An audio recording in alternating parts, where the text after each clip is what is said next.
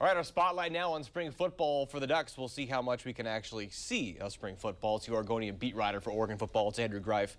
I before E, except after C, it doesn't work with your last name. Yeah, no, not at all. Greif, Andrew Greif. You can follow him on Twitter. So life after Marcus, of course. Vernon Adams comes. He's not in camp. He's not going to be in Eugene until after he graduates at Eastern Washington, so not here until June.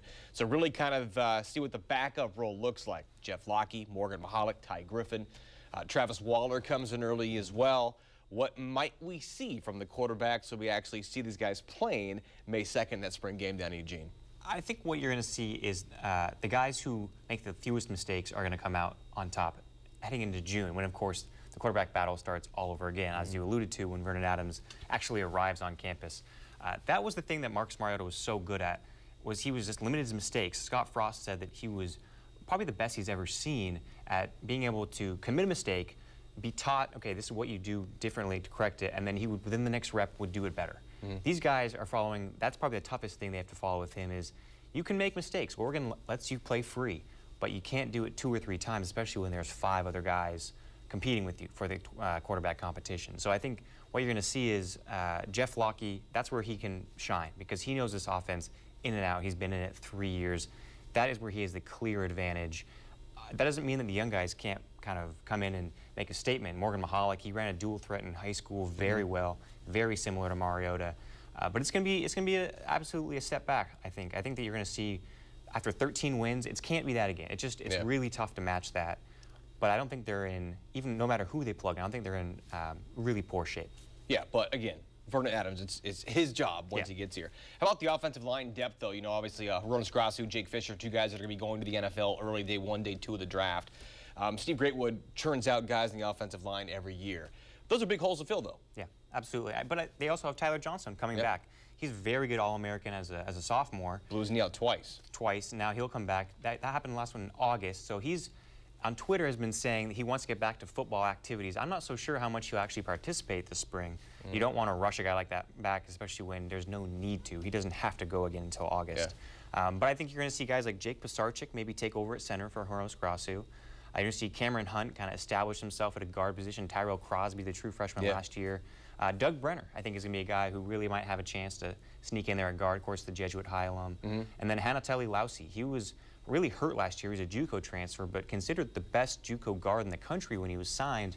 He really didn't get a chance to break in the rotation. He's one guy I think that they'll be able to kind of pad that depth a little bit. Yeah, we'll stick it to it on offense as well. Of course, senior year for Byron Marshall, year 3 already for Thomas Tyner, year 2, of course, for Pac-12 Freshman of the Year, Royce Freeman. But there always seems to be some other freshman coming onto the scene and go, wow, they are loaded again in the backfield. Who's maybe the guy that we might come see pop off the page here this month? In spring, I think you're going to see Tony James. He is a guy who was compared to LaMichael James by one Oregon coach last fall, just talking about scout team duties. He's that really small, speedy kind of jitterbug guy in the backfield.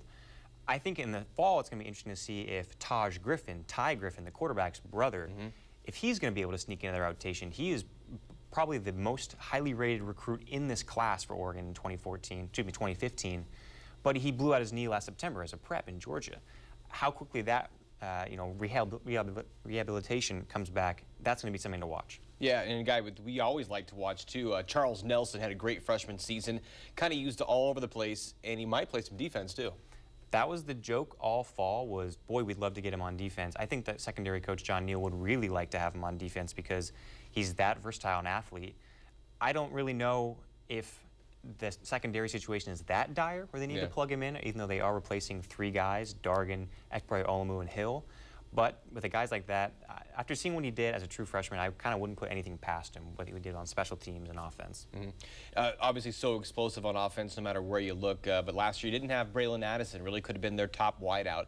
He blew his knee out. Now he's back to full health. He'll be in spring ball as well. Braylon can really be a difference maker on this offense for them at the wideout position. And that's a very deep position, so he doesn't necessarily have to come in and think he needs to be that #1 guy. I don't think he needs to put a lot of pressure on himself. But what I'm interested in is, does he play that taser role, the quote taser role that DeAnthony Thomas did so well, and Byron Marshall last year, where you're kind of that hybrid between the backfield and the receiver spot. Remember, he's a high school quarterback, option quarterback. He knows how to move in the backfield. And I'm interested to see kind of what his role will be. Of course, we don't always know. Last year, Byron Marshall was a running back in the spring. by the time August happened, he was wide receiver. Yeah, a lot of wheel route stuff with that. Of course, so the word of the day is taser. Every year, of course, guys leave. B.J. Kelly, one of the ones to kind of lead the nest here. You had a chance to catch up with him this week as well.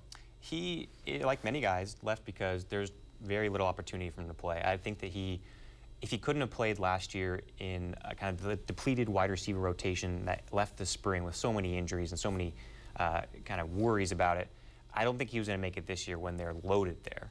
So playing time, Jamal Prater also left offensive line. Pretty much the rule I've always been told is 90% of guys who leave, it's because of playing time. Kelly finishes, kind of follows that mold, I should say. Yeah, well, when you're so deep, I mean, that's the way that it kind of goes. The talent pool is always so deep, but how good is it? Can we expect, with Vernon Adams at the controls here, can they make another run to not just win the Pac-12, but to be back in the top 4 in the country and be back in the playoff chase this year? Lofty goal, lofty goal. I don't know if they get there.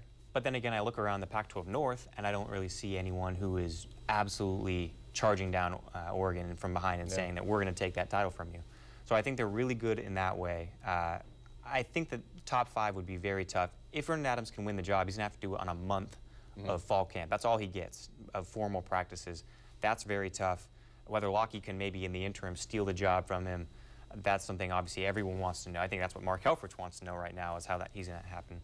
But top 4, I don't know. I don't think they're going to be in the playoff race. It is only the end of March. Camp opens up on Tuesday, May 2nd, that spring game. By then, we'll know where Marcus Mariota goes. I don't see how he goes beyond the Titans at number 2. What do you think? Seems like the New York Jets quite like him a lot. Yep. They flew out a whole bunch of people to Eugene this weekend and had him throw for a private workout. Sounds like the San Diego Chargers, the Browns are also going to have him throw, the Redskins. All private workouts scheduled on the books for Marcus within the next month before the draft is April 30th in Chicago. So I think that if you're the Tennessee Titans and you have got Zach Mettenberger there, I think Marcus is your best bet. Even if it's not quite the offense you run up to dual threat, he's that good, and I think go back to what Frost said, he learns very quickly. I think Ken Wisenhunt is a smart guy as a head coach. I don't see how he lets him go beyond them as well. Final 4 pick, who you got? Wisconsin. Even though they're going up against Kentucky? I think they can win. I think they can win. I think that they got here last year. I know they lost last year to Kentucky in the Final 4, but I just think they have the veterans to do it. You saw Notre Dame put a scare into them, and they don't have nearly the length and defense that Wisconsin has. Well, if you're a Duck fan, of course, if you lose the eventual national champs, maybe makes you feel a little bit better. Andrew Greif, he writes about all things Duck football. You can follow him on Twitter, Andrew Greif, Greif, for the Oregonian.